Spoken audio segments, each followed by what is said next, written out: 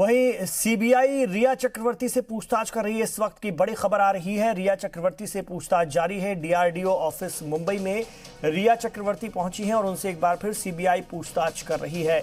Mumbai police की team के साथ रिया चक्रवर्ती पहुंची डीआरडीओ गेस्ट हाउस में, जहां पर दूसरी बार उनसे पूछताछ हो रही है। कल भी उनसे पूछताछ हुई थी।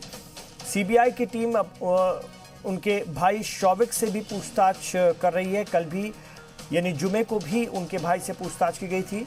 जुमे को 10 घंटों तक ये पूछताछ हुई थी।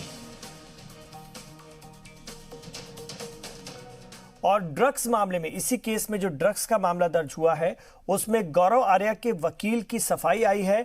गौरव आर्या के वकील मनु शर्मा ने इल्जामात को गलत बताया है और कहा है कि 31 अगस्त को 11 बजे सुबह ईडी के सामने गौरव आर्या, उनके मुवक्किल पेश हो जाएंगे। उनके मुवक्किल ईडी के हर सवाल का जवाब देंगे गौरव आर्या, ये कहना है उनके वकील मनु शर्मा का।